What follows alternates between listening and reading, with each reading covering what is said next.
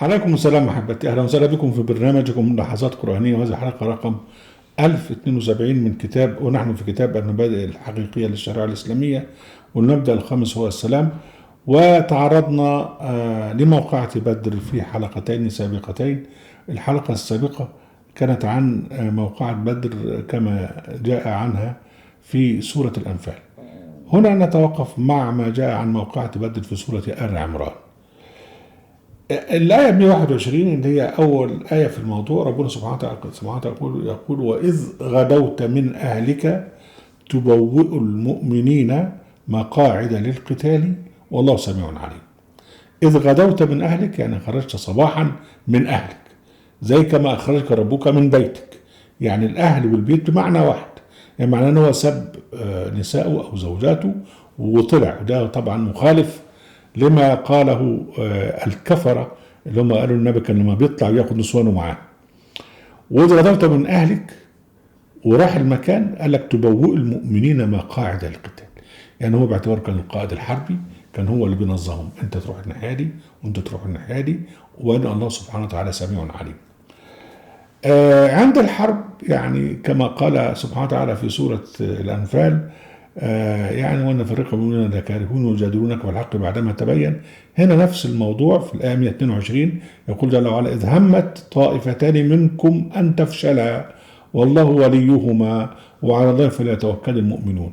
هنا بقى الحاجة المعلومة الجديدة إن الناس اللي هم كانوا رافضين الحرب دول كانوا طائفتين، يعني كانوا بقى عدد نسبة كبيرة من المحاربين، يعني دول اللي هم كانوا على وشك الفشل، مش عايزين يخشوا في الحرب، وكان لابد ان هم يخشوا في الحرب، لان تبقى مصيبه لو مش دخل الحرب، لان الجيش اللي جاي هيجري وراهم لغايه لما يدخل عليهم المدينه.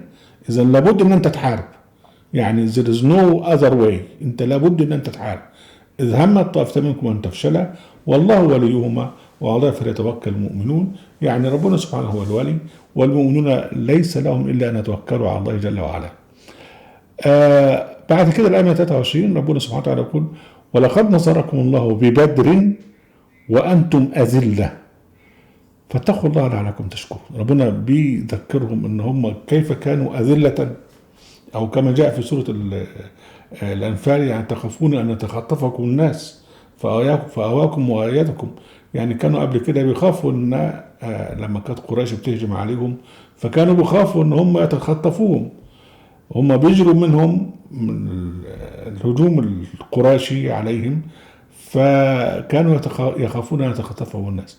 فكان لابد من المواجهه، ان هو انت المواجهه بتبدا بالنفس، من ان يعني ان تكون نفسك قويه وان تتوكل على الله وما تخافش من الموت، لان الموت هو محدد ولا مهرب منه في المكان والزمان. ولقد نصركم الله ببدر وأنتم أذلة، يعني كانوا قبل ذلك كانوا أذلة، كان يعتدى عليهم. وطبعا ده معناه برضو ان احنا الروايات الكذابة بتاعت السيرة اللي هو النبي كان بيبعت بيقول لك سرايا وكذا وكذا وكذا، لا هم ربنا بيقول وأنتم أذلة، كان في الوقت ده كانوا أذلة ويتلقون الضربات وتأتي لهم الغارات إلى آخره. فتبدل الوضع. ولقد نصركم الله ببدر وانتم اذله فاتقوا الله لعلكم تشكرون. وبعدين بعد كده الايات بتتعرض بقى الى النصره. جت منين؟ النصره جاءت من تقويه القلب. ومن اين جاءت تقويه القلب؟ بالملائكه. الملائكه اللي هي بتطرد الوساوس الشيطان وبتخش في القلب، قلب المؤمنين بتوع بدر يعني، وتقويهم، اللي هو احنا بنسميه الروح المعنويه. ولقد نصركم الله ببدر وانتم اذله فاتقوا الله لعلكم تشكرون. اذ تقول النبي، يعني اذكر اذ تقول للمؤمنين الن يكفيكم ان يمدكم ربكم ب3,000 من الملائكه منزلين بلى ان تصبروا وتتقوا وياتوكم من فورهم هذا يمددكم ربكم ب5,000 من الملائكه مسومين. يعني النبي هو كان بيشجعهم وعمال بيقول لهم يعني انتم مش هيكفيكم ان ربنا هيبعت لكم ملائكه تقوي قلوبكم. هي ممكن يبعت لكم 3,000، ممكن يبعت لكم 5,000.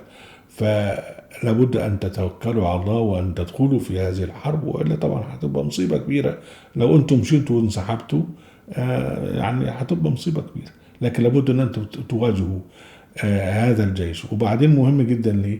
لانكم حين يعني تواجهون قريش وجيشها وتهزموهم، يبقى انت مرغتم انف قريش في التراب. فدي قضية يعني مهمة جدا، ده موقف له ما بعده. اذا انت مشيت وانسحبت هيجروا وراك وهيقتحموا المدينة وهيقتلوكوا. إذا أنت وقفت وصمت وتوكلت على الله ويعني الملائكة ابتدت تقويك إلى آخره وانتصرت، يبقى معنى كده خلاص، يبقى أنت ضيعت هيبة قريش.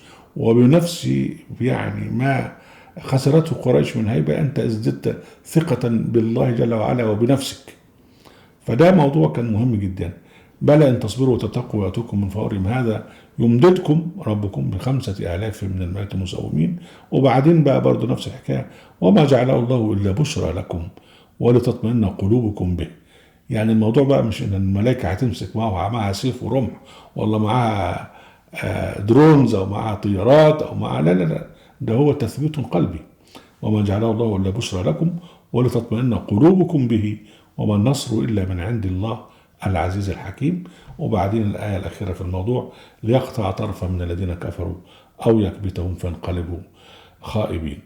أهلا وسهلا بكم حبايبي، برنامجكم الحصات القرآنية وفي قناة أهل القرآن وفي موقع أهل القرآن. لا تنسوا المشاركة بالشير واللايك، وعليكم السلام.